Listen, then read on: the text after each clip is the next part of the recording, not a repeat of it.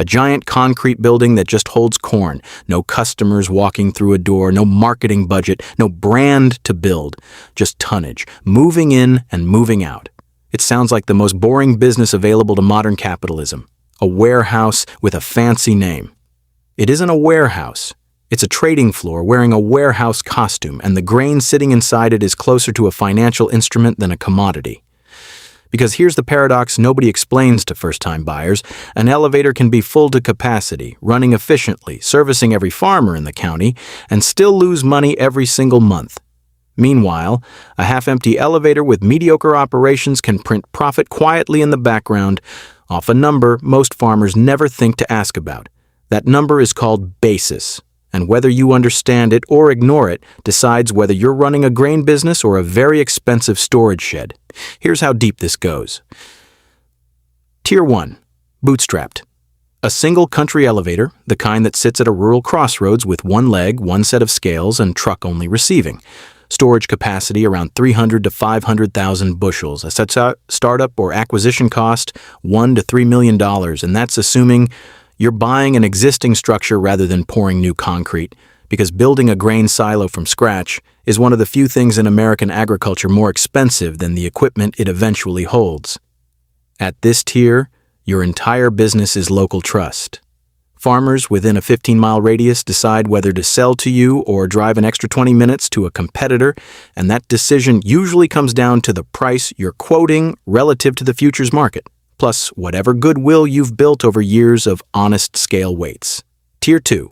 Mid-market. A regional elevator with rail access, specifically a shuttle loading facility capable of filling a 110-car unit train in under 15 hours to qualify for the railroad's best per-car freight rate.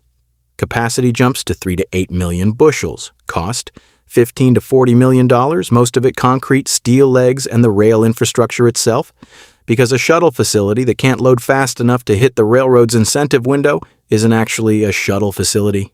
It's just a slower, more expensive country elevator with delusions of scale.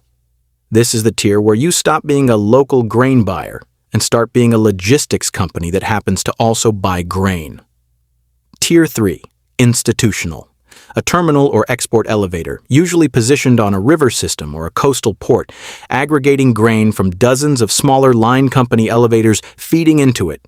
Capacity measured in the tens of millions of bushels, sometimes far more when you count the barge and vessel loading infrastructure attached to it. Cost, $200 million and up. At this tier, you're not competing with the elevator down the road. You're competing with Cargill, Archer Daniels Midland, and Bunge. 3 companies that together move a staggering share of the world's traded grain, and whose basis quotes at any given terminal effectively set the price every smaller elevator upstream has to react to. Same physical concept at every tier. A tall concrete tube that holds grain. Wildly different exposure to the actual mechanism that makes or loses you money. Here's the mechanism, and the everyday version of it is almost embarrassingly simple once someone draws it out. Imagine buying apples from an orchard at a discount to the grocery store price, storing them in a warehouse, and selling them later once that discount narrows or disappears. Except instead of apples, it's corn or soybeans, and instead of a vague sense of discount, there's an exact, quoted, constantly moving number attached to it. That number is basis, the difference between the local cash price you pay a farmer and the price of the nearest futures contract trading on the Chicago Board of Trade, now part of CME Group. If corn futures are trading at $5 a bushel and your local cash market is offering $4.70, your basis is 30 cents under. Buy grain at that basis, hold it in storage, and if the basis narrows to 15 cents under, by the time you sell, you've captured 15 cents of pure profit per bushel that had nothing to do with whether corn prices went up or down at all. This is the counterintuitive fact that violates everything a first-time owner assumes about the grain business. You can be completely indifferent to whether commodity prices rise or fall and still make excellent money because most professionally run elevators hedge their physical grain position with futures contracts the moment they buy it. Buy the cash grain, sell an equivalent futures contract, and the two positions move against each other and cancel out. What's left exposed, the only thing actually driving your profit or loss, is the basis. Grain elevators, underneath the concrete and the scale tickets, are basis trading operations that happen to also physically store the underlying commodity. The second core term you need is elevation charge, the fee charged simply for the mechanical act of moving grain, using the bucket and belt system called the leg, up into storage and back down again onto a truck, rail car, or barge. This fee is charged whether or not you ever take ownership of the grain, and it's pure service revenue, cleaner and more predictable than the basis game, but also thinner. Then there's shrink, the unavoidable loss of physical bushels due to moisture removal during drying and handling loss during elevation. Corn arrives at harvest wet, sometimes 22 or 24% moisture, and has to be dried down to roughly 15% for safe storage. Every point of moisture removed reduces the total measured weight of grain you're holding, meaning the bushels a farmer delivered aren't quite the bushels you're left holding to sell. Elevators that don't model shrink precisely routinely discover their inventory doesn't match their books, and in a business with thin per bushel margins, that gap can be the difference between a profitable quarter and a quiet disaster. Finally, storage and transit and grain banking. Many farmers don't sell their grain the moment they deliver it. They store it at your facility under a warehouse receipt, paying you a monthly storage fee and sell whenever they believe the price is favorable. Until that sale happens, you're holding someone else's asset on your books, which means your facility is functioning as a bank vault as much as a warehouse, complete with all the commingling risk that implies if your inventory accounting isn't airtight. Now, walk the actual physical structure, because almost nothing about a grain elevator's design is accidental, and one specific hazard sits underneath the entire industry like an unspoken tax. The tall concrete silos exist for one engineering reason: gravity.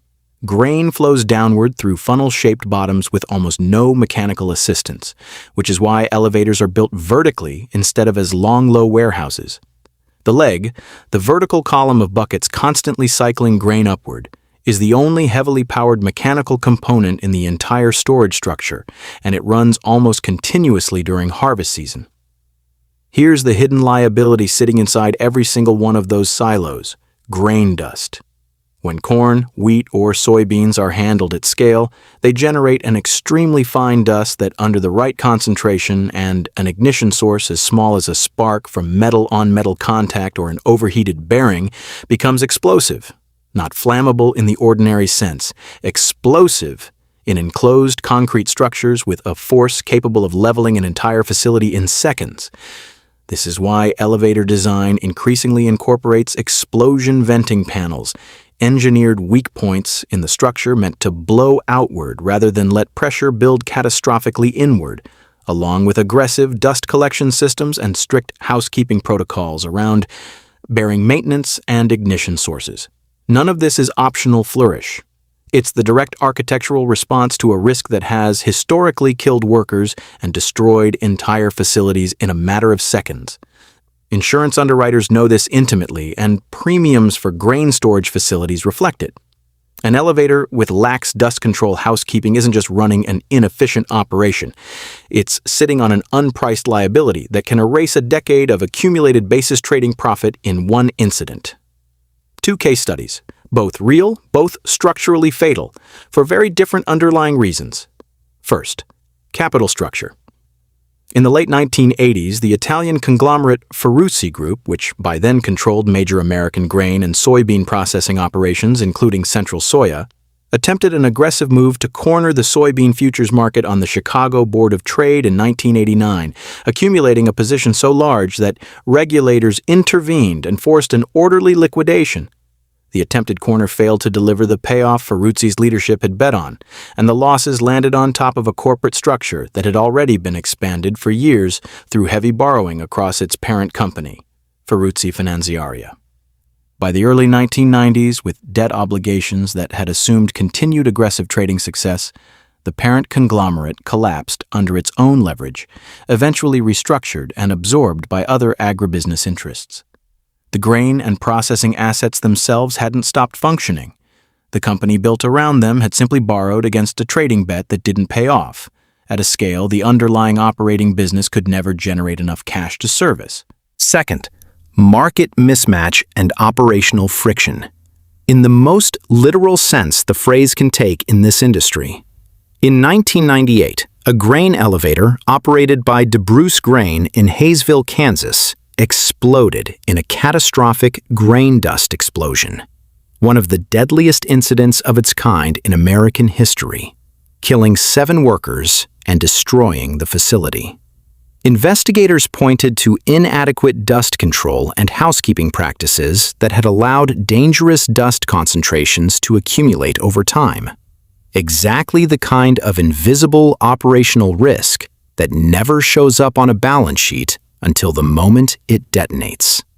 The facility's day-to-day operational friction, the routine, unglamorous discipline of dust suppression and equipment maintenance that never generates revenue and is therefore perpetually tempting to underinvest in, turned out to be the single most important line item the business never properly priced. The financial and human cost of that gap ended not just a facility, but reshaped grain handling safety regulation across the entire industry that followed it. One collapsed because leadership borrowed against a trading outcome that never arrived. The other collapsed because an invisible physical risk, present in literally every grain elevator on Earth, was allowed to accumulate unmanaged until it detonated. Different mechanisms of failure entirely. Same underlying lesson. The grain elevator business punishes anyone who stops respecting either the financial exposure or the physical one, and it rarely gives a warning shot before doing so. Strip away the concrete and the scale tickets, and the equation underneath is almost deceptively clean. Revenue equals elevation fees plus storage fees plus basis capture minus shrink losses minus the carrying cost of financing stored inventory minus the ever-present tail risk of a dust-related catastrophic loss that most facilities never experience, and every facility is theoretically one bad maintenance cycle away from. Net margins across the grain elevator and merchandising business typically run 3 to 8%, thinner than most outsiders expect for a business that appears to control the entire pricing relationship with local farmers. Because basis trading gains are consistently offset by thin service margins, weather-driven volume swings, and finance